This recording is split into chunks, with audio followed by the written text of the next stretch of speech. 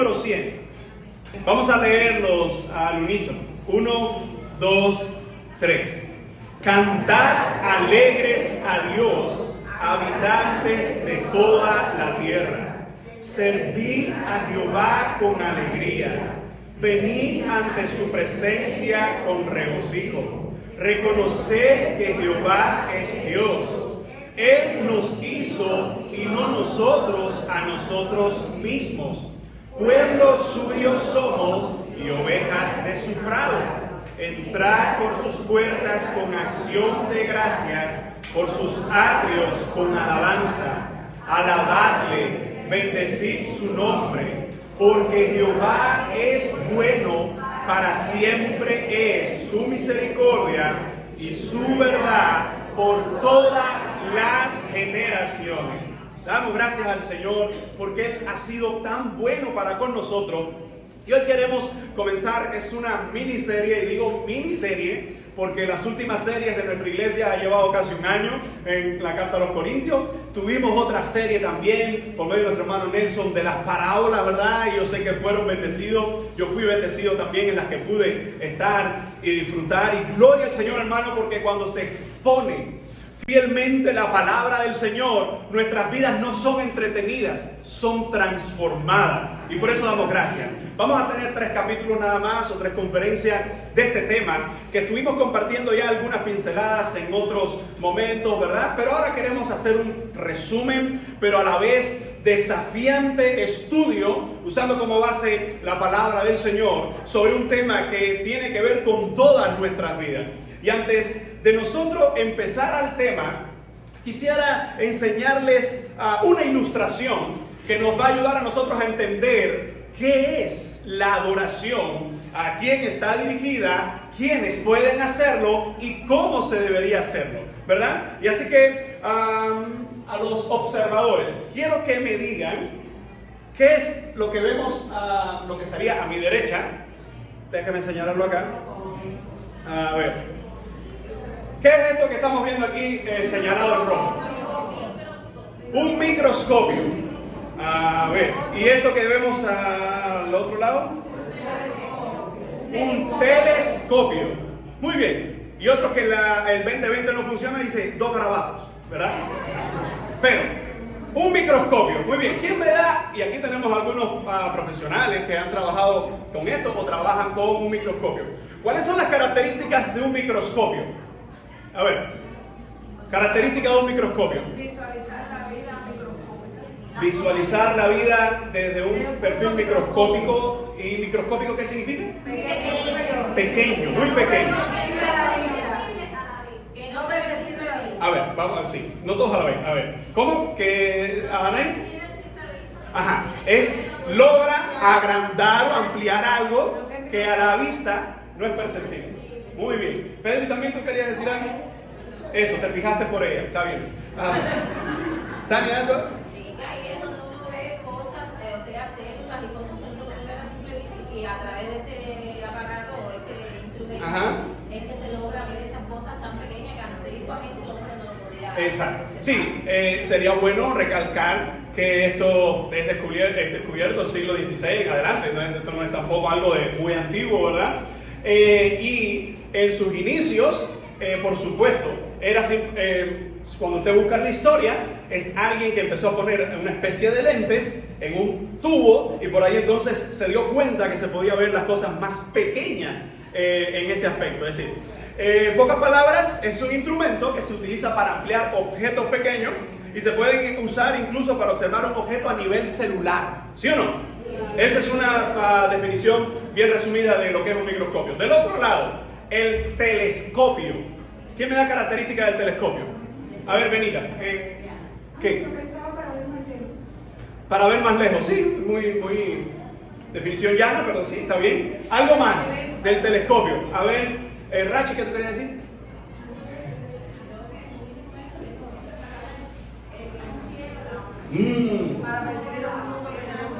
Muy bien, se usa mucho para el cielo, las estrellas, ¿verdad?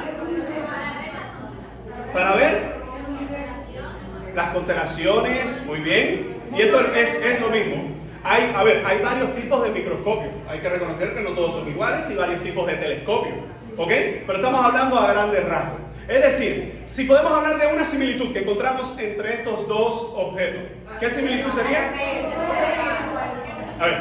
A ver, similitud, los dos existen para observar. Muy bien, ¿qué más? Otra similitud. Cosas que no se pueden ver a simple vista. Y una similitud sería, los dos amplían el tamaño. Ok, vamos a diferenciar. Uno es para observar cosas pequeñas y otro para observar Extremadamente pequeñas y otras extremadamente lejanas. Diferencia. A ver, ajá.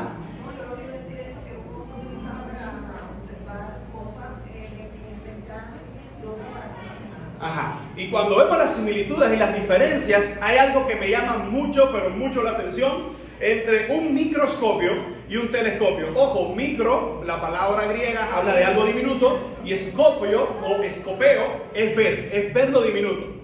Tele es lo grande o lo amplio, ¿verdad? Escopio o escopeo es ver lo grande. Así que uno ve las cosas más diminutas y una de las cosas más grandes. Pero lo interesante es que los dos amplían la imagen. Pero, ¿qué diferencia de tamaño hay entre esas dos cosas? Aunque los dos amplían, la gran diferencia, bueno, la gran no, es enorme diferencia que tú con el microscopio puedes ver a nivel celular, puedes ver ahí bien amplio y bien grande, algo que es sumamente diminuto. El telescopio, algo que está lejano y se ve sumamente diminuto y a veces ni se ve, lo puedes ver entonces en una forma más entendible. He usado esta ilustración, y no es mía, lo reconozco, es un predicador que la usó en una ocasión, hablando de cómo nosotros debemos entender a la hora de adorar al verdadero Dios. Cómo nosotros deberíamos ver la adoración. Porque aunque los dos equipos lo que hacen es ampliar, ¿verdad?, la imagen que se quiere observar, una está ampliando algo que es diminuto, otra simplemente está tomando una idea de algo que es extremadamente grande. Mis amados hermanos, hoy queremos hablar sobre la adoración y tenemos algunos temas que los vamos a reagrupar. Y lo que vamos a ver hoy es entendiendo las bases de la adoración, la alabanza, la música y el evangelio. En ese orden queremos ver algunas definiciones. ¿Cuál es nuestro marco bíblico, nuestro marco teológico? ¿Por qué? Porque dos personas, dos grupos o muchas personas pueden estar hablando de una misma palabra o una misma cosa con perspectivas diferentes. Uno puede estar diciendo, el Dios verdadero es esto, aquello, lo otro, este conjunto de normas, este conjunto de pasos a seguir. Y otro puede estar hablando del Dios verdadero y aunque use la misma frase, tener diferentes ópticas. Así que hoy vamos a centrarnos en este punto,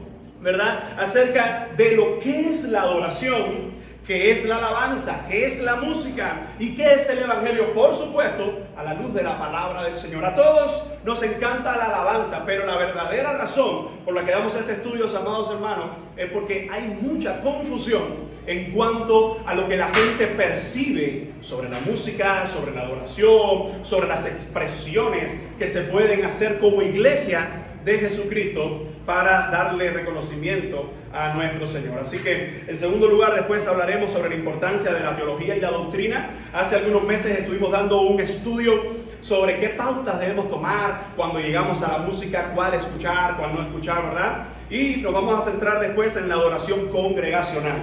Como iglesia, ¿qué deberíamos o cómo deberíamos adorar a nuestro Señor? Y ojo, no estoy hablando solamente de música. La música es parte de todo este gran tema de verdaderos adoradores. Amén. Entonces empecemos con cuáles son las bases, cuál es la definición de alguno de estos términos para todos hablar un mismo idioma a la luz de la palabra del Señor. Lo primero es adoración. ¿Qué podemos hablar de adoración? Rápidamente, a ver, ¿quién me dice qué significa adoración? Puede ser desde el diccionario de la lengua española, a ver. Muy bien, algo que uno quiere mucho y que le expresa amor, cariño, Muy bien, muy bien. ¿Qué más podemos entender por adoración? Estamos hablando desde lo más genérico. Después nos centraremos en la adoración bíblica. Adoración, ¿qué más? A ver. Postrarse, entregarse. Tiene que ver con postrarse, entregarse. Tu amor a algo. A algo o a alguien. A algo o a alguien. Ajá. Muy bien. Es decir, que en la adoración está involucrada los sentimientos.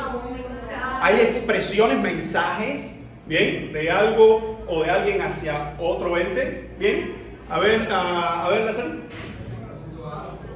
Rendir culto a algo o a alguien, tiene que ver. Y por rendir culto es una serie de normas donde se expresa religión o se expresa agradecimiento, se expresa X emociones hacia algo o algo.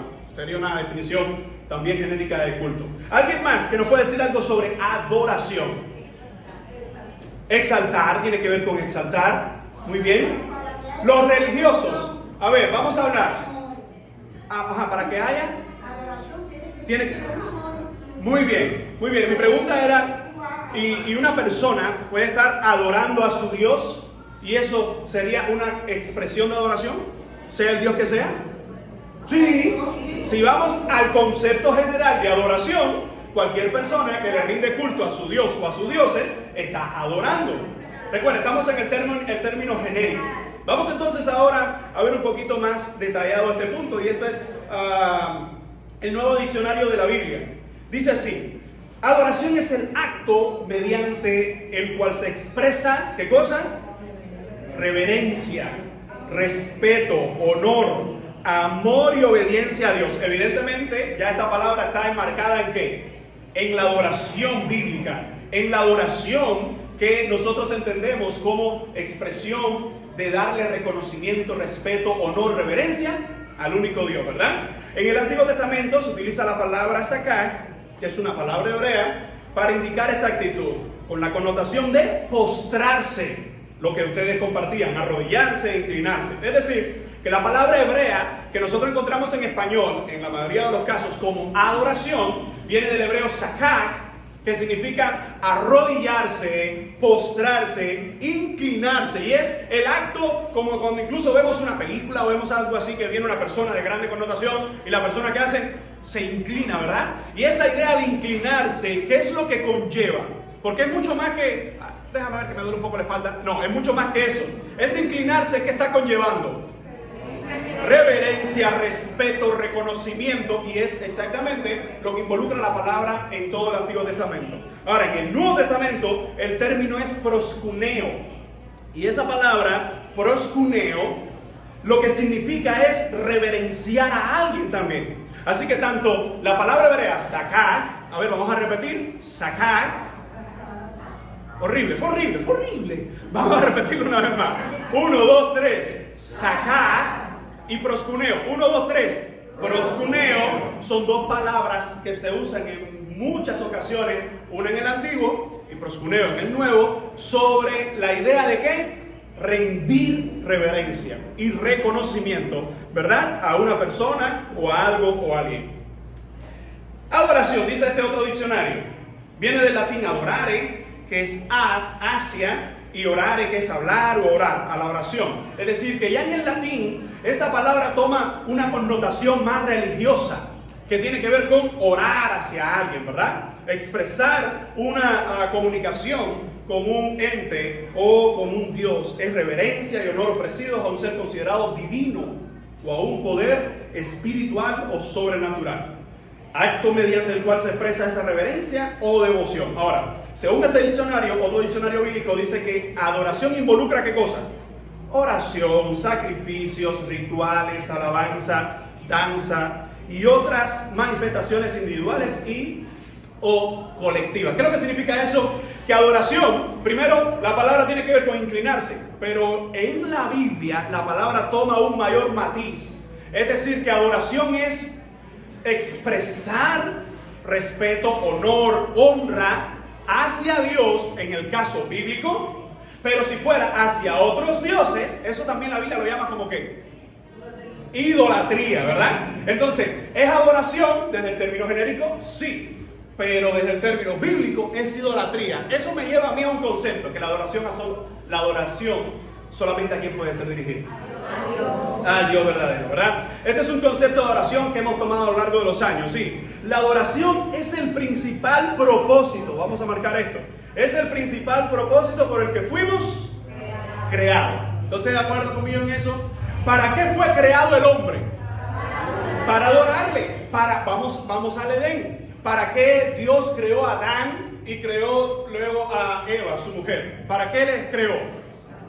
Para que le adoraran. En ese marco de adoración Dios les dio a ellos responsabilidades, ¿sí o no? Trabajar en la tierra, ¿verdad? Cuidar el huerto. Pero Dios no creó al hombre para que hiciera esas cosas. Creó al hombre para que estuviera en una relación íntima con Él, que le adorara, que le reconociera, que le exaltara. De hecho, cuando nosotros vemos esto en la palabra del Señor, a veces se ha tenido debate en el mundo académico de ¿qué es o cuál es el propósito más importante de nuestras vidas? ¿Adorar o predicar el Evangelio? Interesante, ¿verdad? Es lo mismo desde una perspectiva, desde la otra no. A ver, vamos. ¿Qué es predicar el Evangelio? Es una pregunta difícil, lo reconozco. ¿Qué es predicar el Evangelio? ¿Qué es predicar el Evangelio? A ver, ¿cómo? Hablar sobre el amor de Dios y mucho más del amor de Dios. La ira también de Dios y las consecuencias del pecado a los hombres. Eso es predicar el Evangelio. Ahora, ¿eso es una expresión de adoración? ¿Sí o no? Sí, desde esa perspectiva, predicar el Evangelio sí es adoración. Pero adoración es solamente predicar el Evangelio. Entonces, ¿para qué fuimos creados? ¿Para predicar el Evangelio o para adorar a Dios? A ver, Osbel, ¿qué decías? ¿Fuimos creados para qué? Para adorar a Dios. Ahora, recuerden, una cosa no está desestimando otra. Yo les voy a poner entonces un ejemplo. Cuando Adán y Eva estaban en perfecta relación con el Señor, que la Biblia nos narra muy poco tiempo eso, porque no está hablando del tiempo que ellos estuvieron antes de comer del fruto prohibido. La pregunta sería, el propósito de ellos ahí, ¿era adorar a Dios o predicar el Evangelio? Era adorar a Dios. Ahora, ¿por qué existe el mandato primordial de predicar el Evangelio? ¿Por qué el Señor le dice a Moisés y a su pueblo que ellos serán testimonio a las naciones de que solo hay un Dios verdadero? ¿Por qué Jesús le dice a los apóstoles, vayan y anuncien el Evangelio a todo lugar? ¿Por qué? Porque hay desobediencia. En otras palabras, ¿por qué? Porque hay pecado. ¿Por qué nace? Por la entrada del pecado. ¿Por qué más? De Dios de que todo el mundo le adorase. A ver, repite eso, amigo, por favor. El deseo de la vida del corazón de Dios de que todo el mundo. Entonces, hay un mandato a la predicación porque hay todavía muchos que no adoran al Dios verdadero. Entonces, no es que una cosa sea más importante que la otra. Entonces, como el propósito principal del hombre es adorar a Dios, y el hombre en su pecado, como cada uno de ustedes aportó, el hombre en su pecado le ha dado la espalda al Señor. El mandato de predicar el Evangelio es ir y anunciar las buenas nuevas de salvación a gente que no está adorando al verdadero Dios. Gente que sí está adorando, entre comillas, a ellos mismos, a otras cosas, o a un sistema filosófico que niega que exista cualquier Dios. Porque incluso hasta el ateísmo, desde esa perspectiva, es otra religión. No hay Dios, no existe nada, y este es mi sistema de creencia, por decirlo de alguna forma, basado en mucho más fe que la fe del Evangelio. Porque hay que tener más fe para negar y no reconocer que hay un Dios creador detrás de toda la creación.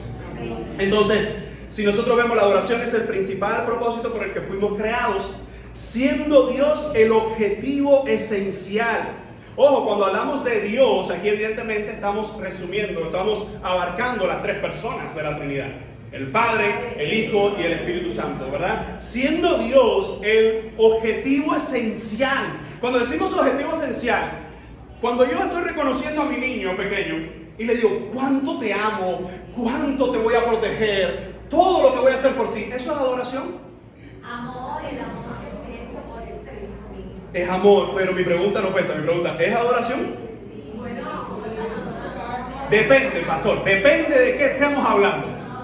Si es adoración como término general, de mostrar respeto, reverencia, pero desde el punto de vista bíblico, eso no es adoración. Eso es mostrar el amor que el Señor ha puesto por nosotros, por nuestra familia, incluso por nuestros enemigos, ¿verdad? Que también nos ha dado el mandato de amar. Pero sí puede convertirse el amor a un hijo o el amor a algo o a alguien en idolatría, ¿verdad? Para hablarlo desde la perspectiva bíblica. Cuando una persona ama más algo o alguien que al mismo Dios, hermanos, es idolatría. Idolatría no es simplemente adorar muñecos. Tiene que ver con muñecos, pero esa expresión de un muñeco encierra algo espiritual. Cuando la gente ve un pequeño muñeco y dice: ay, San Lázaro, por favor, ábreme los caminos, que mira que yo me he visto de saco, que mira que yo te pongo tabaco. Fíjate, hasta pega. Les confieso que esto me salió ahora, no lo había preparado. Me he visto de saco y fumo tabaco. Todas esas cosas que la gente lo expresa, mis amados hermanos, detrás de esa idolatría, por supuesto, hay pecado, está el entenebrecimiento o la oscuridad de este mundo, prolongada o dispersada por el mismo Satanás y sus demonios. Pero debemos entender que solo Dios es el objeto esencial, principal y único de nuestra adoración. Ahora, eso no significa que yo voy a mi hermano Alejandro, mi hermano Leo haciendo algo para el Señor y hermano, gloria a Dios. Se anima mi corazón por esto que haces para el Señor. Eso no es adoración, porque no me lo estoy rindiendo y dice: ay, por favor, voy a poner una vela a Leo y una vela a Alejandro para que ellos me resuelvan la cosa. No es eso. Pero ojo, porque hay una línea muy estrecha entre dar la adoración al verdadero Dios y compartir nosotros como seres humanos esa adoración con otras cosas, ¿verdad? Por ejemplo, algo que siempre saca roncha.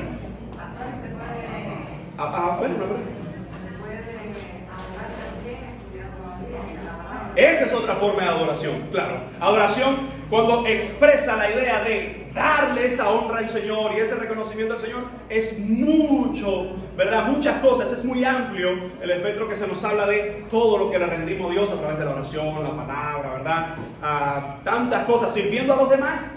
Usted puede estar sirviendo a un semejante, ¿verdad? Como muchas de las parábolas que gracias al Señor estuvieron aprendiendo y recordando hace poco tiempo, de ese amor al prójimo, es un acto de adoración a Dios. Por eso que el primer mandato que se nos ha dado, ¿cuál es? No, ese no es el primer mandato. Amarás al Señor tu Dios con todo lo que eres. Corazón, tus fuerzas, tu mente, tu alma. Con toda tu esencia vas a amar a Dios. Hermanos, ¿sabe por qué la gente no ama al prójimo? Cuando nosotros nos damos cuenta de lo que está ocurriendo hoy, o cuando nos damos cuenta de lo que está ocurriendo hoy, el segundo mandamiento no se está cumpliendo a cabalidad porque no se obedece al primero. Tú no puedes exigirle a una gente que ame a otro cuando esa gente no está amando o no está obedeciendo el primer mandamiento, que es amar al Señor con todo lo que eres. Pues mire, se lo pongo de esta forma. ¿Por qué yo puedo tener la capacidad de poder mostrarle amor a otra persona? Porque primero he sido amado. Porque he experimentado que yo no merecía ese amor y Él me dio ese amor, ¿verdad? Entonces, la adoración es ese principal propósito por el que fuimos creados. Ojo, esto no dice que predicar el Evangelio no sea importante, ni secundario, ni terciario, ni nada de eso. Pero debemos entender que predicar el Evangelio es un medio para que el fin se cumpla, y es que la gente se convierta en adoradores del verdadero Dios. Ahora, siendo Dios el objetivo esencial de la adoración, la Biblia es su fuente reguladora. La adoración no puede estar enmarcada porque a mí me gusta hacerla así. Mira, yo entiendo que yo voy a adorar a Dios. ¿Cuántos hemos escuchado eso? Yo voy a adorar a Dios desde mi casa. ¿Quién dijo que yo tengo que ir a una iglesia? Yo soy la iglesia. ¿Quién dijo que yo tengo que ir ahí donde están ustedes? A mi manera. Yo soy más religioso que ustedes ahí. Pues muchas veces alguien me dice: pastor, yo soy más religioso que muchos de los que tú tienes adentro metido. Yo le digo: bueno, el único problema es que tú, con algunos de los que están ahí adentro metidos, ustedes todos van a terminar en el mismo lugar, en el infierno. ¿Por qué? Hermano, porque la vida cristiana no es un sistema de creencias. Es que el verdadero Dios se nos ha mostrado por medio de Jesucristo, nos ha dado salvación y nos sostiene. Ahora, su palabra, su bendita palabra, es la que nos da las pautas de cómo Él quiere que nosotros le adoremos. No se trata de, a mí me gusta adorar así. Miren, voy a decirlo aunque suene un poco fuerte, ese maldito fenómeno del me gusta se ha introducido a la iglesia hace muchos años, y los antiguos griegos le llamaban el hedonismo. ¿Alguien recuerda lo que significa esa palabra? Hedonismo. Hedonismo tiene que ver con amarse a sí mismo, tiene que ver con el autoplacer, tiene que ver con tú lo que tienes que estar en paz contigo mismo, tú lo que tienes que sentirte bien contigo, tú lo que date todo el placer que tú quieras. Recuerda que Pablo le escribe a los corintios con aquellos que estaban introduciéndose en la iglesia diciendo: vamos a comer y vamos a beber porque mañana nos vamos a morir. ¿Cuánta gente no vive así hoy? ¿Cuánta gente no tiene esa perspectiva de simplemente vivir en el hoy, en el ahora, en este momento, sin una perspectiva de que hay una eternidad? Bueno, mis amados hermanos, este fenómeno del hedonismo, el me gusta, muchos de los problemas que a veces nosotros tenemos en nuestra vida cristiana, en nuestra vida como iglesia, están marcados por esto: el hedonismo, o como también el egoísmo. ¿Cuál es el problema del egoísmo? Que el yo es el centro de todo. Si yo no estoy, no me gusta. Si a mí no me gusta, entonces no sirvió. Si no cuenta conmigo, no funciona la cosa. Si yo no soy el centro, hermano, el problema de que mucha gente deja crecer el egoísmo es porque Dios no está en el trono de su corazón. Cuando Dios llega a nuestras vidas, nosotros empezamos a luchar contra todos estos fenómenos pecaminosos, pero es una lucha que no hay descanso. No pienses que porque has sido salvo ya el ego se murió, ya el autoplacer ese por encima de los demás. Es esa persona que quiere darse autoplacer o tanto placer a sí mismo que se olvida de todo el mundo y se olvida del prójimo y se olvida de los que están alrededor. Así que si nosotros pensamos en lo que la palabra del Señor nos dice sobre este fenómeno de lo que es la adoración, ese es el objetivo esencial de esta, la Biblia es su fuente reguladora. La salvación en Cristo es el medio que la hace posible. ¿Qué diferencia hay entre alguien que ha sido salvo por Jesucristo y dice: Señor, gracias por tu amor, y una persona empedernida en sus pecados, en sus idolatrías, en sus fornicaciones, que dice: Señor, gracias porque hoy me has dado un nuevo día? ¿Qué diferencia hay? ¿Qué diferencia hay con todos esos cantantes que andan por ahí que no son cristianos ni 8 cuartos, pero que hacen música con letra cristiana? Porque saben que hay un público cristiano que vende, que compra esa música. Hay tanta gente que dice: ¿te enteraste? ¿Se convirtió fulano? Muchachos, ¿sí está cantando canciones cristianas? En una ocasión alguien, no voy a decir el nombre ni de quien me lo dijo, ni de qué cantante era, porque todavía ese cantante está en veremos si es creyente o no. Pero decía: no, que fulano, muchachos, si estaba en las drogas y no sé qué, y se retiró del mundo y ahora está predicando en las iglesias. Yo le dije: hay algo que no me funciona en esas oraciones. Una iglesia que sea sana en el evangelio, que se convierta a alguien o que dé expresión de su fe en Jesucristo, necesita, escucha bien, tiempo. Y alguien dice: bueno, pastor, ¿y por qué no dice eso? Porque todos los que son miembros de nuestra iglesia saben que llegaste a la congregación, profesaste a Cristo, o hablaste con un hermano en lo público o en lo privado de que Cristo es el Señor de tu vida, decidiste poner toda tu confianza en Él, sientes la convicción del Evangelio, del Espíritu Santo y de la palabra que testifica tu alma de que eres su hijo, y al otro día no te vamos a poner a predicar en este púlpito. Ni a la otra semana te vamos a poner a dirigir un grupo pequeño o una casa de culto, a tener tiempos de oración. ¿Por qué? ¿Porque te despreciamos? No. ¿Porque eres un creyente de segunda categoría? No.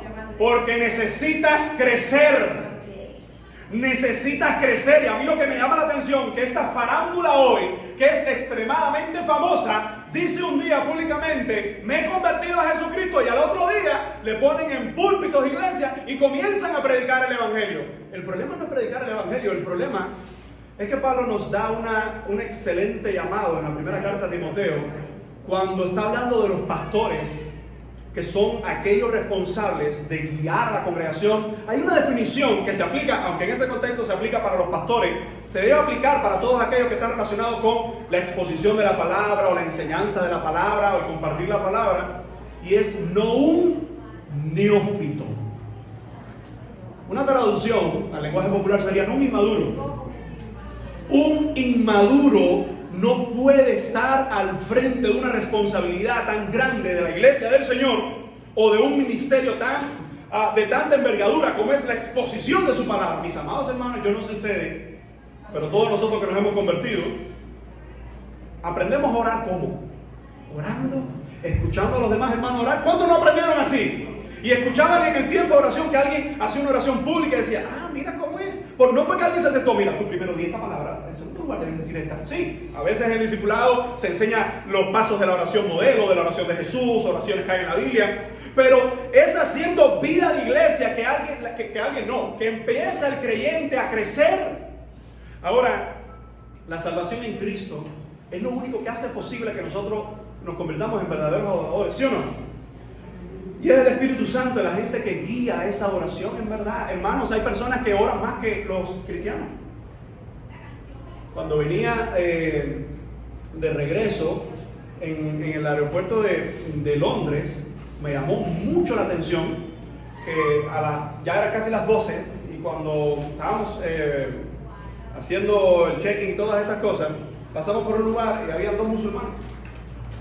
En una esquina, con todos sus maletas, todas sus cosas puestas en un lado y con sus alfombras en la hora de la oración.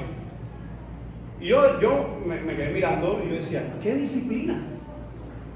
¡Qué gente tan disciplinada! Que a esa hora, recuerdo en otra ocasión, estábamos caminando por la ciudad de Cambridge, y en una de las tiendas había muchos de estos equipos electrodomésticos, y entro a mirar, y cuando estoy mirando veo que llega uno corriendo, y el mismo que estaba dependiente rápido abre una puerta, saca la alfombra, se quita los zapatos y empieza a hacer las oraciones ahí mismo delante de todo el mundo. Y yo decía, ¡qué disciplina! Y a veces nosotros los cristianos llegamos al trabajo tarde, y además de llegar tarde, ni oramos. Y a veces los cristianos solo nos acordamos de orar a Dios cuando hay un problema.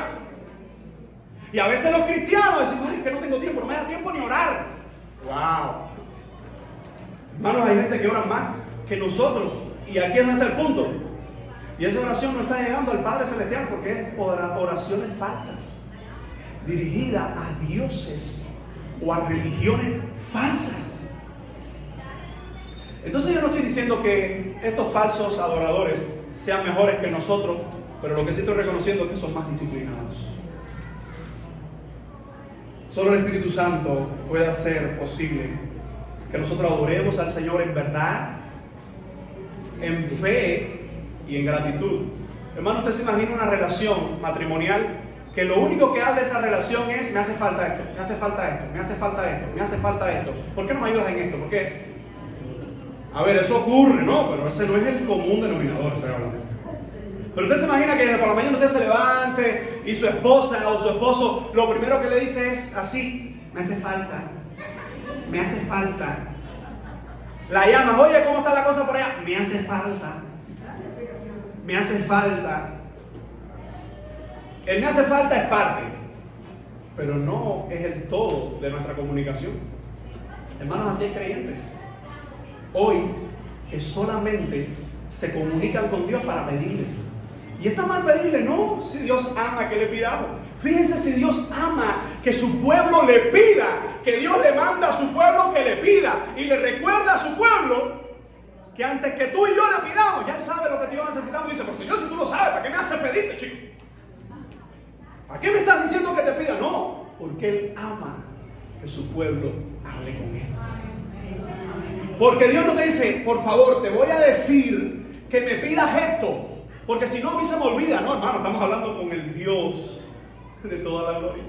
Así que la adoración, hermanos, conlleva cada uno de estos elementos. La alabanza, voy a apurar esto un poco. El término hebreo Hillel se traduce como alabanza. Es la acción de proclamar o reconocer las virtudes, ¿verdad?, de otra persona. En el Nuevo Testamento el término es aineo. Dice, los ángeles alababan a Dios y decían, gloria a Dios en las alturas. Así que ya el término alabanza, ¿qué es lo que está haciendo el término alabanza? Si adoración es toda esa expresión que el hombre puede rendirle al Creador a través de tantas maneras, la alabanza, ¿qué es lo que hace? Reduce el marco. Porque la alabanza, ¿qué está implicando? ¿Qué está implicando necesariamente la alabanza? Sí, es adoración, pero la alabanza está... ¿Eso qué hiciste? Reconocimiento. Ahora, ojo con esto. Porque a veces decimos, vamos a cantar una alabanza. Sí, pero hay canciones que no son alabanzas. ¿Cómo? Sí. A ver, ¿cuál es la definición de una alabanza? Reconocer. Señor, eres grande. Señor, eres fuerte. ¿Qué es eso? Una alabanza. Señor, ayúdame a mirar con tus ojos. ¿Eso es una alabanza? No, eso es una petición. Entonces el problema que tenemos es que nosotros hemos como que ahí puesto todo un paquete. Me río porque aquí nos costó mucho trabajo al principio. Decía el grupo alabanza, bueno, vamos a cantar las de adoraciones primero y las alabanzas después. Adoración primero y alabanza después. ¿Qué cosa es qué cosa ahí? No, y eso lo usan los músicos generalmente para referirse a qué? Las más lentas primero, adoración. Las más movidas después, eso es alabanza, ¿no, hermano? No tiene que ver con el ritmo, que sea alabanza o que sea adoración. Todo es adoración. Y dentro de esas canciones, algunas responden sencillamente cuando se está alabando, exaltando, reconociendo, glorificando. Esa es una alabanza. Pero hay otras canciones que no necesariamente son alabanza. Ahora, ojo, porque alguien dice, ay no, espérate, mucha información. No, hermano, no es ninguna información, no es mucha información. Es que hemos puesto en todo un paquete los términos. ¿Por qué? Porque yo puedo cantar, Señor, cuán grande eres. Contenido, se está alabando al Señor. Señor, ayúdame a mirar con tus ojos. ¿Es eso una alabanza? Bueno, tradicionalmente, como lo hemos visto, sí es algo que está alabando al Señor, pero en el contenido no se está alabando, más bien se le está pidiendo, Señor, venga a mi vida. Señor, perdona mis pecados. Ahora, tanto uno como lo otro, ¿es una expresión de adoración al Señor? Sí. ¿Y dónde vemos eso? En los salmos. Hay salmos que se detienen a exaltar al Señor y otros salmos que se detienen a decir, Señor, ¿hasta cuándo? Ya no puedo más. Los dos se dirigen al Señor, pero uno desde la perspectiva de alabarle, reconocerle, engrandecerle, y otro desde humillarse, desde hacer penitencia, clamar al Señor por perdón. Y otros salmos meten los dos temas o los involucran. Cuando vemos a David, ¿recuerdan el Salmo 13? ¿Hasta cuándo, Señor? ¿Hasta cuándo mis enemigos se alegrarán de mí? ¿Hasta cuándo? Mira esto, mira, Señor. Dice, mas yo en tu misericordia he confiado. Alabaré al Señor porque me ha hecho bien. Tú dices, bueno, ¿eso qué cosa es? Bueno, eso es una canción que involucra todo tipo de expresión de alabanza, de humillación, de desespero al Dios que solamente puede y debe ser adorado. Entonces la alabanza tiene que ver con esa expresión, ¿verdad? De engrandecer el nombre del Señor. Dice este otro diccionario, acción de glorificar a Dios, de ensalzarlo y bendecirlo, especialmente con himnos y cánticos. Como vemos en muchos de estos textos, y música y danza. El pueblo del Señor, hermanos, Israel, una de las características que tenía este pueblo, yo sé que esto puede chocar, pero es que era un pueblo fiestero. Era un pueblo fiestero. ¿Qué pasa? Que nosotros tenemos que decir, bueno, ¿qué me estás queriendo decir por fiestero? ¿Sí o no? Recuerden que nuestro problema no es lo que decimos, sino lo que entendemos de eso que se dice. Porque tú dices, no, ese muchachito, no, ya, eso es un farandulero, eso es un fiestero. ¿Qué es lo que usted entiende ahí en ese contexto? No, eso es un loco, eso es... Pero cuando decimos que el pueblo del Señor era fiestero, la definición está en Levítico 23. En Levítico 23, cuando vemos este texto, nos daremos cuenta, voy a ponerlo aquí para los que toman nota, que hay 7 grandes fiestas que el Señor le ha dado a su pueblo para que le adoren. En 3 temporadas del año judío, ellos tendrían 7 grandes fiestas divididas en cada uno de ellos. Y que nadie se alarme, porque son fiestas como nosotros tenemos, la fiesta del Pentecostés, tenemos la fiesta del tabernáculo, la fiesta de los panes sin levadura. esas fiestas, ¿verdad? Las luminarias, todas estas fiestas que nosotros hemos visto a través de la palabra del Señor. Y el mandato del Señor a su pueblo es: alábenme, exáltenme, glorifíquenme. Lo que pasa es que nosotros los hombres, que complicamos todas las cosas, a lo largo de la historia, hemos llevado el foco de atención de la alabanza y la adoración ¿hacia qué? ¿Hacia qué música la queremos cantar al Señor? ¿A si debemos dar palmas o no palmas? Para aquellos que son un poco más jóvenes, nuestra convención, hace poco más de 30 años atrás, Lázaro, poco más de 30 años, Lázaro, poco más de 30 años, Lázaro, última llamada, hace poco más de 30 años, nuestra convención casi se divide de los que daban palmas y de los que no daban palmas. Tú dices, ¿qué? Sí, sí. De los que ponían batería, esa batería, miren, y esto lo voy a decir con respeto, porque todavía hay algunas iglesias que lo creen, eso es instrumento del diablo. Respetamos esa definición, esa postura la respetamos, ¿verdad?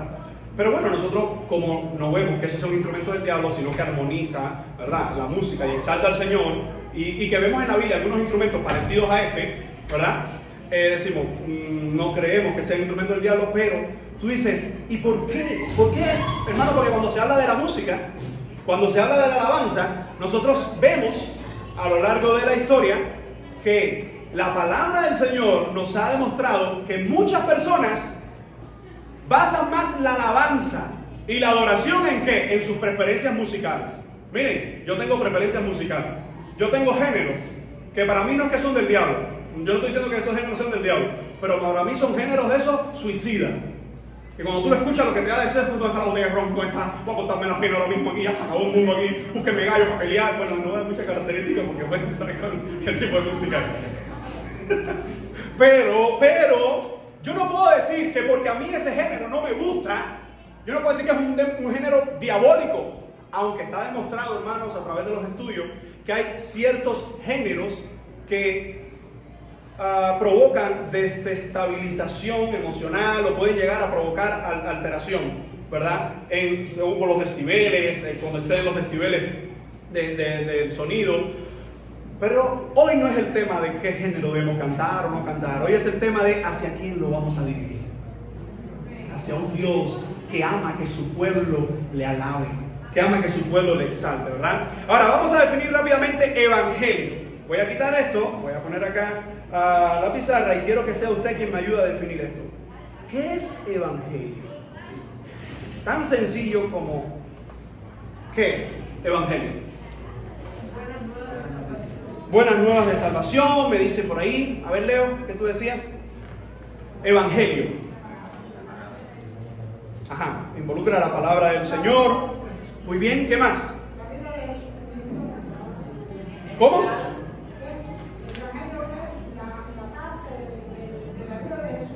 Ajá. Sí. Conocimiento Sí. de su palabra.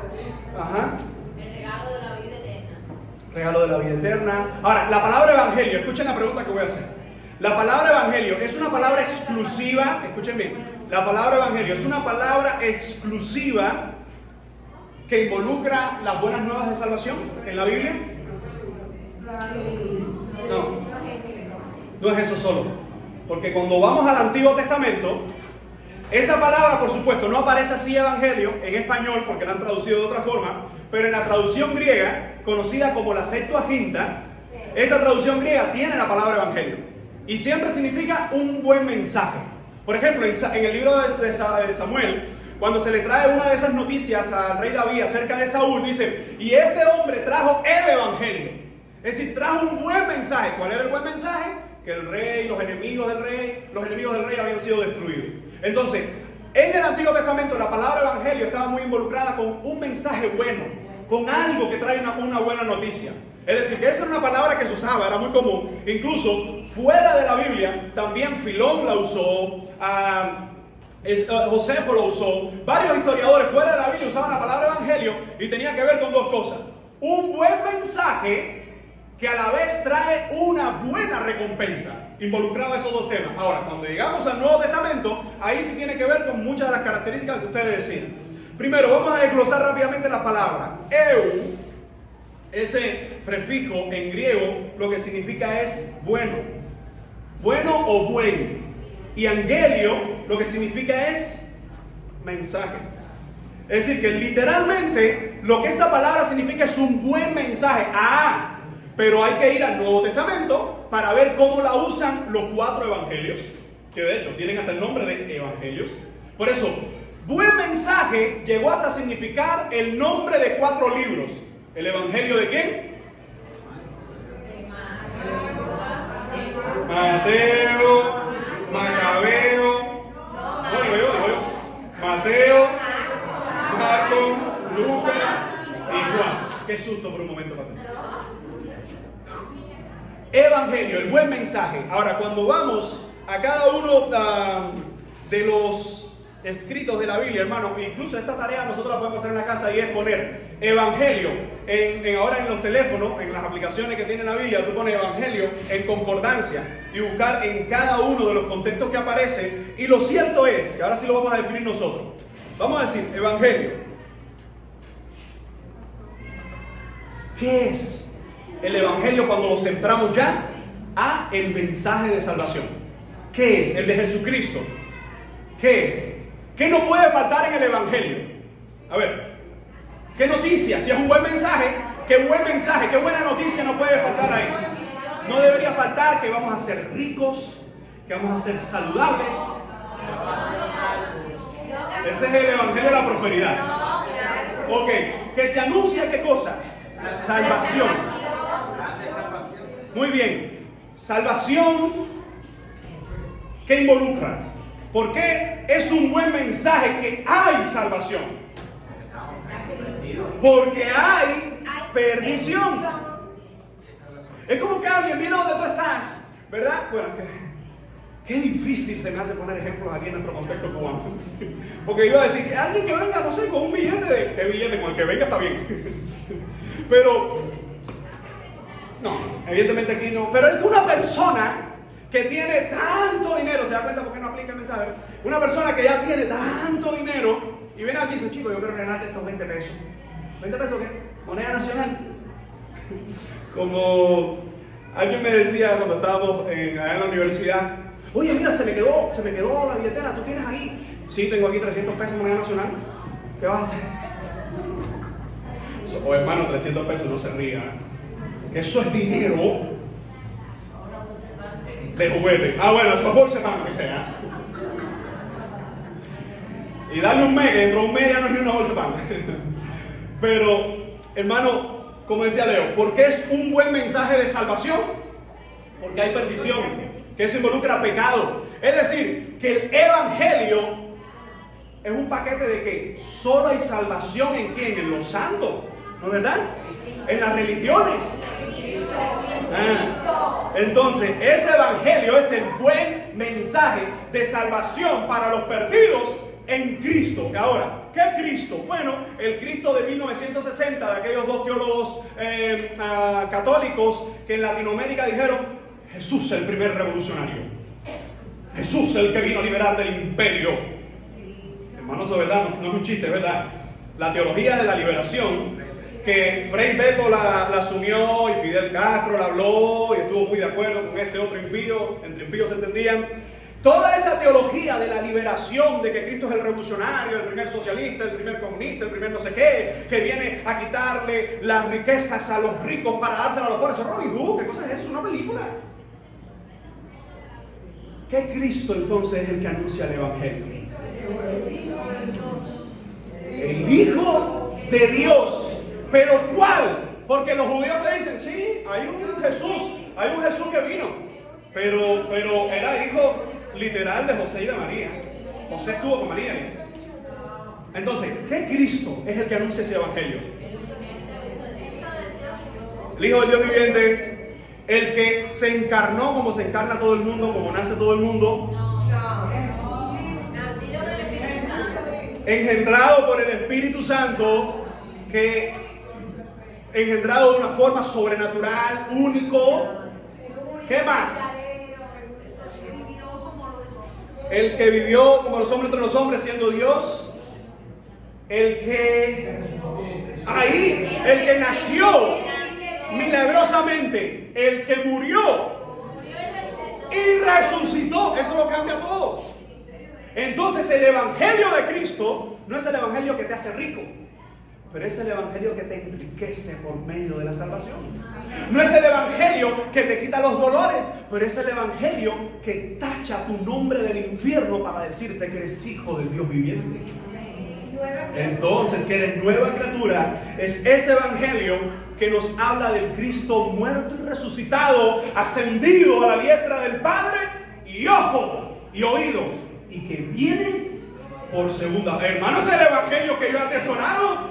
Ese es el evangelio que proclama la iglesia del Señor. Si ese no es el evangelio que tú atesoras y que tú proclamas y que tú vives, estás viviendo lo que dice Pablo a los Gálatas. ¿Alguien se acuerda? Si alguien viene con ¿qué? Otro evangelio. Un evangelio diferente a este. Segunda persona de la Trinidad. Entonces, eso nos ayuda a nosotros a entender que cuando nosotros estamos hablando de qué es el evangelio, hermano, eso nos permite a nosotros interiorizar que la adoración, que la expresión, ya sea dirigida a través de la oración, a través de la obediencia a la palabra o a través de la música, toda la expresión de adoración es a quién? Al Dios que nos ha dado el evangelio de Jesucristo. ¡Ay! Eso no es a Buda, no es a Mahoma, no es a los santos, no es a ningún sistema diseñado por los hombres para reconocer su autoridad o su grandeza. Es al Rey de Reyes y Señores. Palabra que en su connotación actual tiene su origen en el Nuevo Testamento. Por eso que evangelio, a la luz del Nuevo Testamento, una vez más, vemos aquí el fenómeno que ahorita definíamos como adoración. Es toda la expresión, desde el punto genérico de reconocimiento, de honra de alguien hacia otra cosa. Pero la adoración bíblica es el reconocimiento, la honra, la exaltación de alguien que ha sido salvo por Jesucristo y reconoce al único Dios verdadero. Cambia. Lo mismo pasa con el evangelio. Antiguamente se usaba como un buen mensaje, pero ahora ese buen mensaje se centra en ¿qué? En malas noticias. Como hace algunos años compartía con alguien en una clase, el evangelio, ¿es un buen mensaje o es un mal mensaje? Es un buen mensaje dentro de un mal mensaje. ¿Cuál es el buen mensaje? Hay vida eterna en Cristo Jesús. ¿Cuál es el mal mensaje? Hay infierno para ti. Eso es lo que hay. Hace algunos años, dos hermanos salieron, hace muchos años, a predicar. Eran dos jóvenes, una hermana y un hermano. Salieron a predicar aquí un culto de evangelismo. Y ellos después compartían el testimonio. Y la muchacha decía: Cristo te ama. Él tiene un plan maravilloso para ti. Él quiere que tú vengas a la vida eterna. Y el otro le decía: tú estás perdido, tú eres miserable y vas camino al infierno, y ahí será el lloro y crujir de dientes. Y ellos se quedaban así, iban para la otra casa, y ella empezaba de nuevo: tú vas a empezar a mí. Y Cristo te ama. Y tú decías: bueno, ¿quién de los dos está mal? No. Los dos están viendo que le falta la otra parte. ¿Cómo comenzó Jesús anunciando el evangelio? ¿Alguien recuerda? ¿Sí, Lazarito, lo dijiste? Arrepentidos. Y ese arrepentidos, esa palabra metanoeo, viene del griego cambio de mente. Si tú tienes que hacer un cambio de mente, si tú tienes que cambiar la goma de la bicicleta y ya tienes que cambiarla, ¿por qué? Es porque esa no sirve. Un cambio necesariamente, porque algunos dicen: no, que la remiendo. Por eso le digo, hermano, es difícil poner ilustraciones en nuestro contexto, porque aquí casi nada aplica. Hay que hacer hay que siempre cambiarlo. Hay que cambiarlo, pero no es bueno. Exacto. Eso es lo que se debería hacer.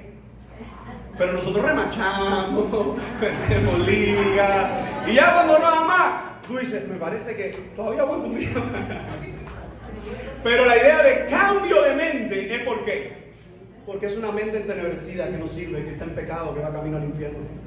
Y es la realidad, ¿verdad? Y eso es evangelio. Bueno, Rápidamente, música e instrumentos musicales. Vemos como el pueblo de Israel ha sido siempre gran amante de la música. A la luz de la palabra encontramos expresiones de alabanza tanto de los ángeles al Señor, tanto de los hombres al Señor, tanto del pueblo de Dios, ¿verdad? Específicamente por la ley de Moisés al Señor, que nosotros decimos, evidentemente Dios ama que su pueblo le adore. Dios ama que su pueblo le exalte. Ahora, algunos de los usos de música pueden verse. Esto es alguno de los usos musicales que nosotros vemos en la palabra del Señor. Y voy a mencionar algunos rápidamente. Las celebraciones de victorias y grandes eventos. Cuando nosotros vamos a la Biblia, nos vamos a dar cuenta que mucha gente, cuando tenía el pueblo del Señor, vencía. Por ejemplo, el cántico de Moisés después del Éxodo 15, cuando el Señor hace que su pueblo pase a salvo por medio del mar, ¿verdad? Y ahí en ese mismo mar ahoga a sus enemigos. ¿Qué hace el pueblo? ¿Qué hace María, la hermana de Ovidia, la hermana de Moisés? Empiezan a cantar y a exaltar al Señor. Así que aquí vemos cómo las celebraciones de victorias y grandes eventos eran expresadas a través de ¿qué? De la música, de la alabanza.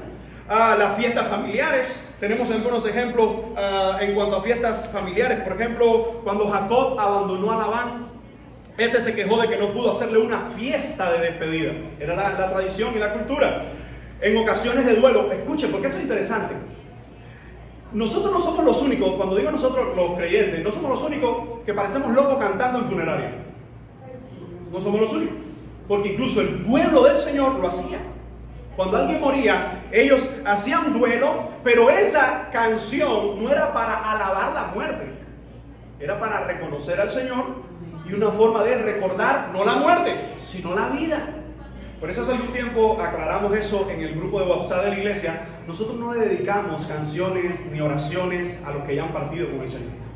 Nosotros no hacemos esas dedicaciones, hermano. Cuando alguien parte al Señor en medio nuestro, ¿está mal adornar el lugar donde están sus huesos? No, no está mal. Algunos quieren tener por lo menos esa tumba organizadita. No pasa nada. ¿Por qué? Porque sabemos que esa tumba, un día, cuando el Señor venga, estará vacía por completo. Pero lo que hay ahí son los huesos de nuestros seres amados o los restos que ya quedan de nuestros seres amados. Pero el espíritu de aquellos que parten con el Señor están en su presencia. Por eso ya no vale ninguna oración después de que nuestros seres queridos ya han partido de esta tierra. Porque o están en la presencia del Señor o están en un lugar de tormento, hermanos. Ya no hay cambio, no hay un purgatorio, no hay nada intermedio. Y digo esto con amor para que sigamos afianzados esperando la resurrección de nuestro Señor, que es la esperanza que nos sostiene en esta vida. ¿Quién dice amén? Ahora, en ocasiones de duelo, según Maimónides, hasta el más pobre de los israelitas tenía el deber de contratar por lo menos a 2 músicos para el entierro de su esposa. Según señor Maimónides, él dice que los israelitas, por muy pobres que fueran, tenían que contratar a 2 cantantes o a 2 músicos en el duelo de su esposa. ¿Por qué? Porque era parte de la esencia se ha ido, pero vamos a reconocer a Dios en medio de este dolor. ¿Qué hacemos nosotros cuando muere un ser querido? Predicamos a Cristo y aprovechamos ese momento de dolor para anunciar al único que puede traer paz, al único que puede traer consuelo, porque está establecido en Hebreos que los hombres mueran una sola vez y después de esto el juicio. No hay más oportunidad después de la muerte, hermano.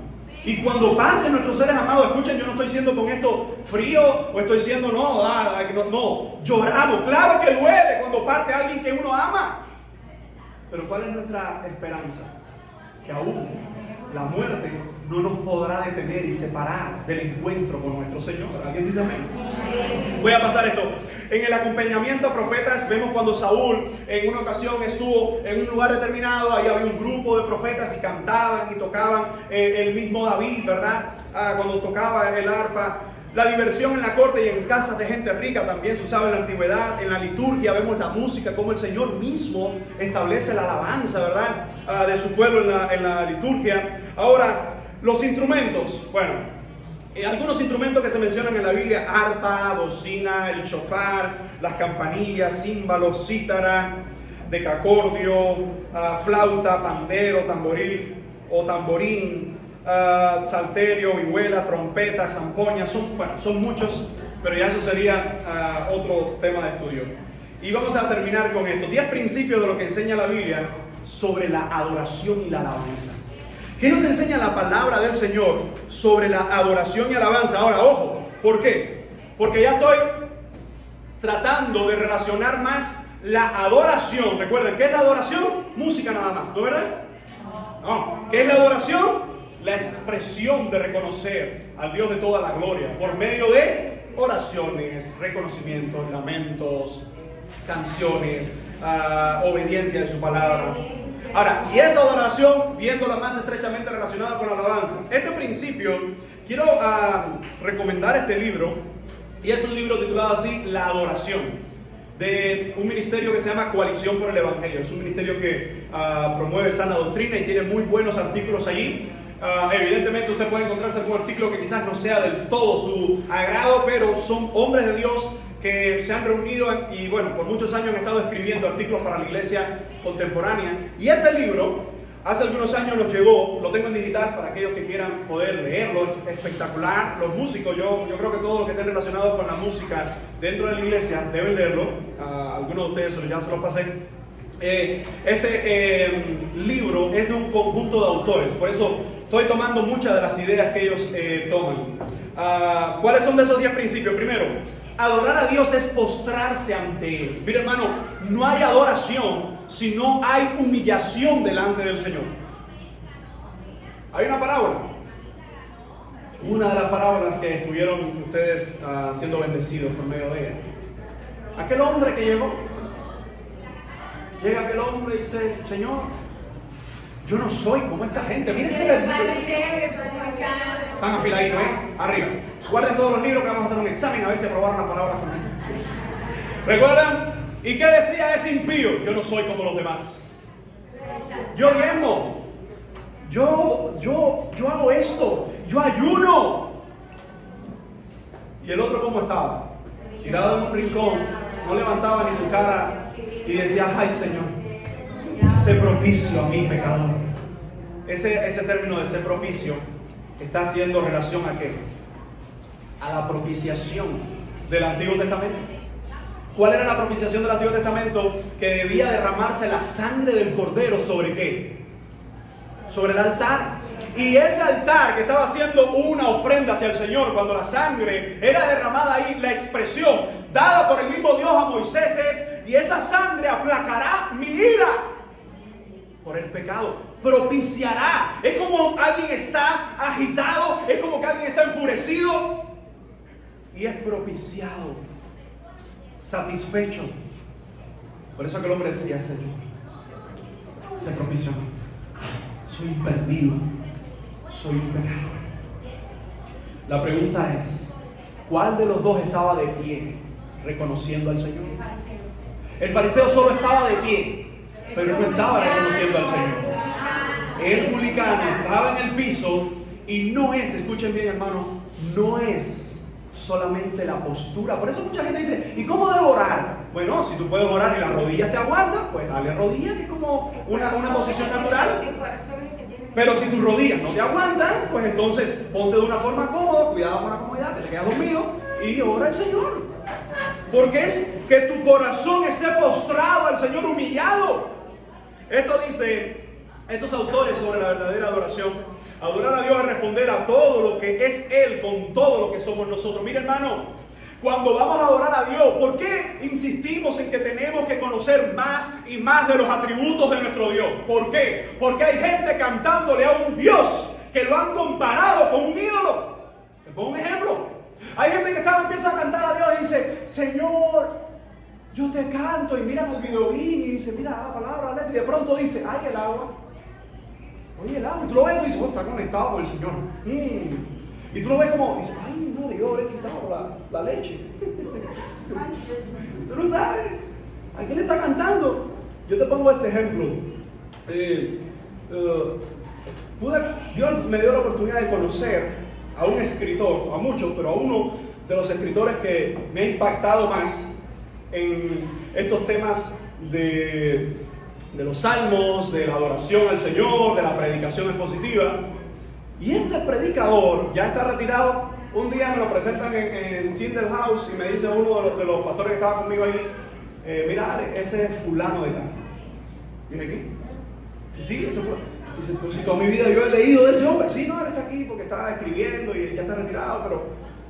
Y cuando me lo presenta, él me está hablando en inglés. Hermano, yo no sabía lo que estaba diciendo porque yo estaba simplemente, oye, tantas veces que yo he leído y he escuchado de este hombre.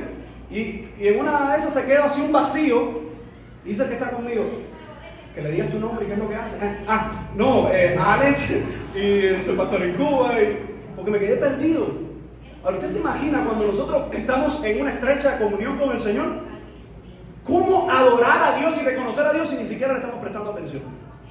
Hermano, nosotros tenemos que tener mucho cuidado cuando estamos en un tiempo de expresión de adoración al Señor, que no es párate recto, baja la cabeza, inclina los ojos y muestras adoración. No.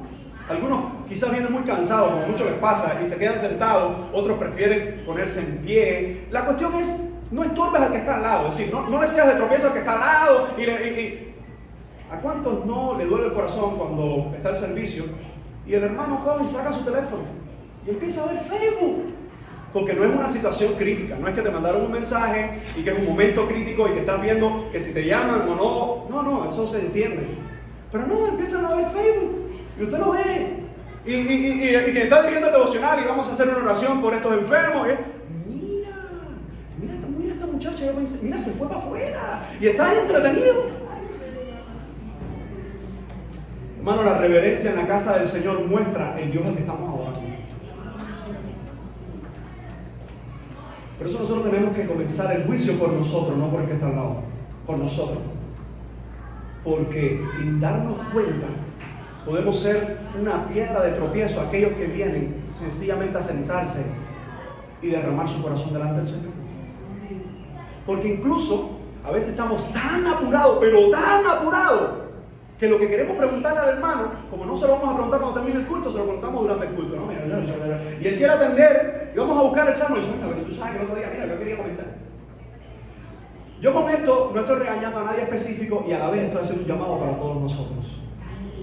Mis amados hermanos, verdaderamente nosotros entendemos lo que es adorar a Dios en el culto congregacional. Entendemos lo que es darle toda la gloria. Yo siempre pongo este ejemplo en mi iglesia donde yo crecí en Ciudad de Ávila. Era una iglesia así, era una casita cayéndose prácticamente y había un cartel. Yo recuerdo porque fueron muchos años, desde tengo uso de razón, que me llevaban a la iglesia, mis primos, y había un cartelito que decía, cuando llegas al culto, habla con Dios. Cuando estés en el culto, deja que Dios te hable. Cuando termine el culto, habla con tu hermano. Pero como estamos tan apurados y tan ajetreados, y que dijeron que van a poner el agua, y que dijeron que quitan la corriente, y que dijeron que el horario de este, y que dijeron que el horario de otro, que dijeron que esto, que no sé qué. Mis amados hermanos, nosotros debemos entender que el Dios al cual estamos adorando durante estas 2 horas y media aquí, no es un Dios que necesita mi adoración. Porque antes de que tú y yo existiéramos, ya Él es adorado y reconocido como lo que es. Pero es un Dios que merece toda nuestra adoración. Por ese es el punto que nosotros entendemos. Adorar a Dios es responder a todo lo que es Él con todo lo que somos nosotros. El objetivo número uno de nuestra adoración debería ser ¿qué cosa? Agradar a Dios y darle gloria a Él. Mis amados hermanos, la adoración que nosotros le damos a Dios, recuerda que es para que sea Dios el que dé me gusta. A veces decimos, ay, ¿por qué no empezamos a cantar este tipo de canciones? ¿O por qué no empezamos a hacer este tipo de otras canciones? Cuando lo que motiva tu corazón a cantar eso es porque solo a ti te agrada, debes recordar que tú no estás cantando para ti. Estás cantando para el Señor y que todos se involucren en esa canción al Señor. Otro de los puntos a alabar a Dios es reconocer qué cosa, sus virtudes.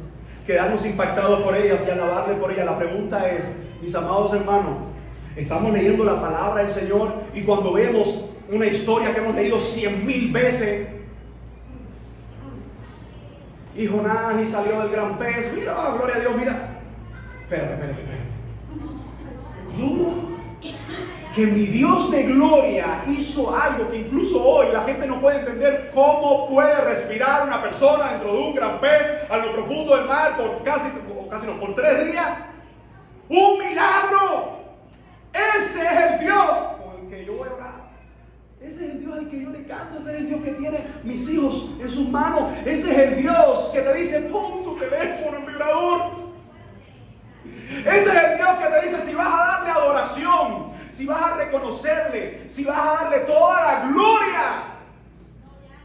Hermanos, no es un Dios que se le adora con miedo, pero sí se le adora con temor. Recordemos que nosotros somos tan privilegiados en Cristo. Hermanos, para que usted entienda esto, si usted en el Antiguo Testamento tenía un ojo nublado, o le faltaba un brazo, o tenía cicatrices, o era enanito, tenía cualquier deformidad, usted no podía acercarse al altar. Usted nunca iba a ser sacerdote o a ser levita, aunque fuera de esa familia. Porque en el Antiguo Testamento Dios estableció sus pautas muy claras de acercarse a Él de una forma de vida, y si no podías, esperar entonces que el intermediario o el sacerdote orara por ti. Hermanos, y nosotros hoy, no con un ojito o con un defecto, sino que nosotros hoy con todos nuestros defectos e incluso con todas nuestras cargas podemos acercarnos al Señor libremente y decir: Señor, aquí estoy para adorarte. Hermanos, adorar a Dios es un privilegio que hoy no todos tienen. Cantar a Dios y alabarle son dos cosas relacionadas entre sí pero distintas, y esto tiene que ver con algo de lo que dije ahorita. Cantar a Dios es cantar, alabarle es exaltarle, pero yo por medio de una oración puedo alabarle, ¿sí o no? Vamos a orar exaltando al Señor o alabando al Señor.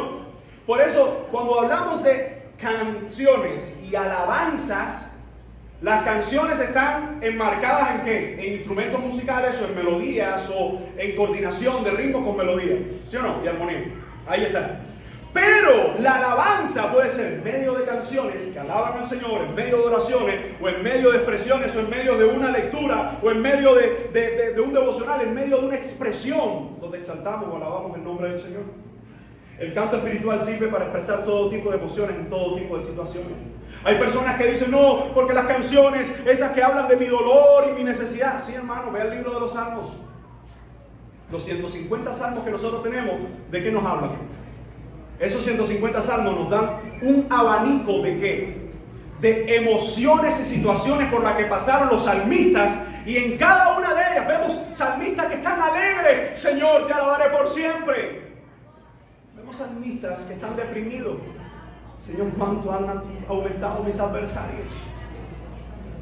Vemos salmistas que están dolidos por el pecado: Señor, mientras callé envejecieron mis huesos. Vino a ser mi verdor como sequedad de verano, hasta que confesé mi pecado a ti.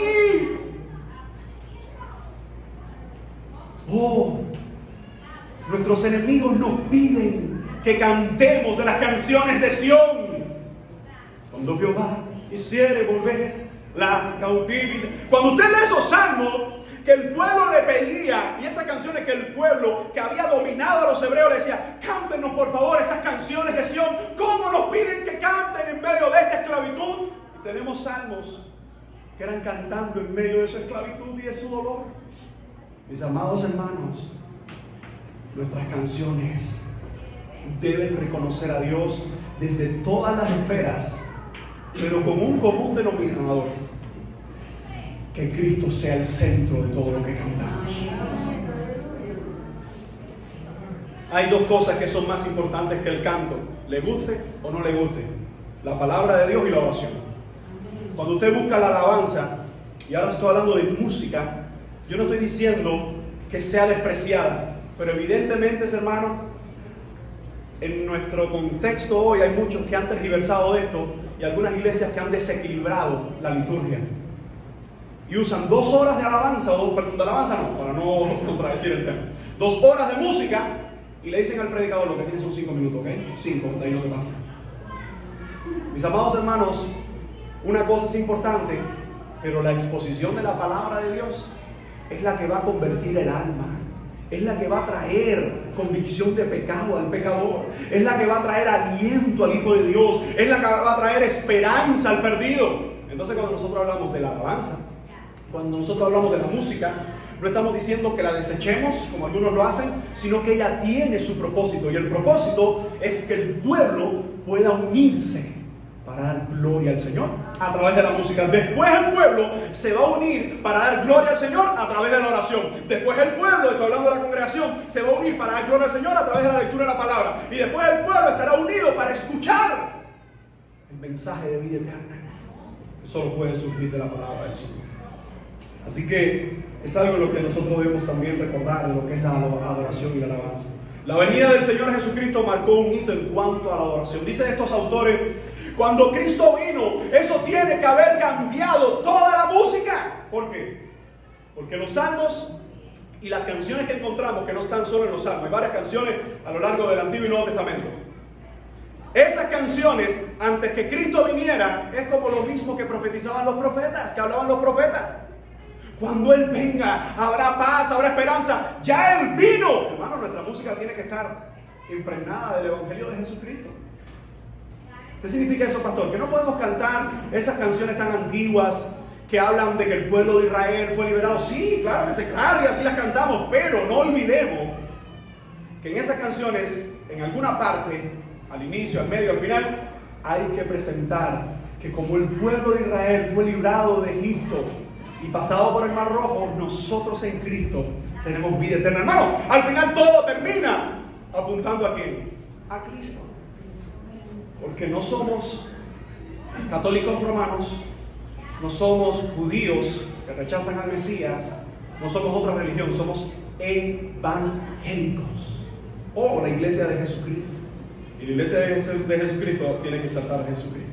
En el centro de nuestra adoración debería estar la persona que la dirige, ¿sí o no? ¿Están dormidos ya? En el centro de nuestra adoración debería estar el pianista. Ven. Digo yo, en el centro de nuestra adoración debería estar la persona y la obra de nuestro Señor Jesucristo. Amén. Y por último,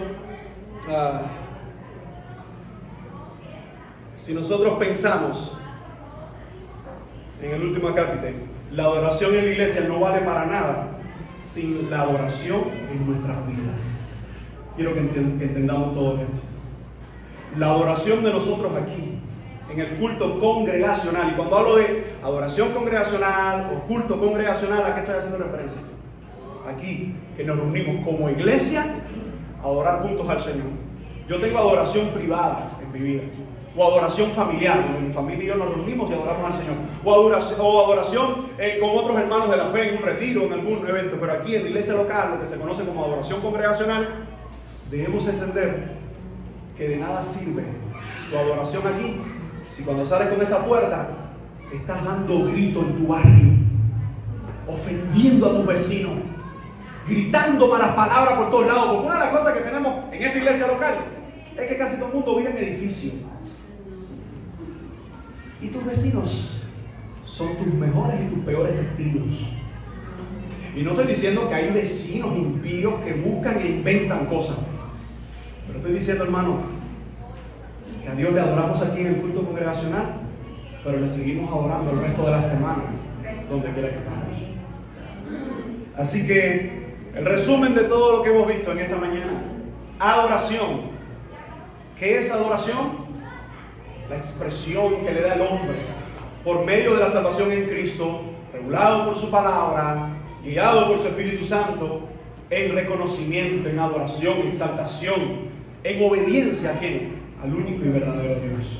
Alabanza. La alabanza es el reconocimiento, la exaltación del hombre hacia quién, hacia el Dios creador, que puede ser a través de una canción, pero puede ser a través de una oración, a través de una palabra, a través de una lectura, a través de la obediencia al Señor, de tanta forma que podemos alabarle o exaltarle. La definición del evangelio: nuestra música debe ser evangélica.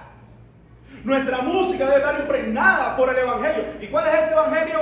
Que Cristo vino para darnos vida eterna, librarnos del pecado. Pero no un Cristo cualquiera, sino el Cristo encarnado, muerto y resucitado, sentado a la diestra del Padre, y que viene otra vez por su iglesia. Ese es el bendito Evangelio del Señor.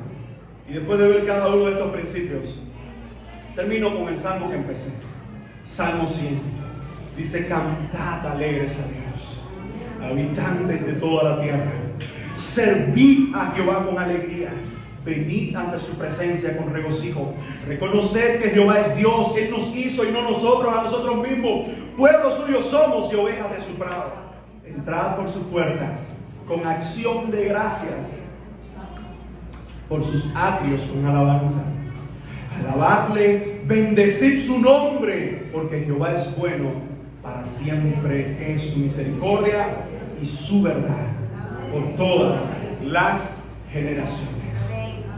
Dios nos ha dado salvación por medio de Cristo y nos ha dado el gran privilegio de poder adorar.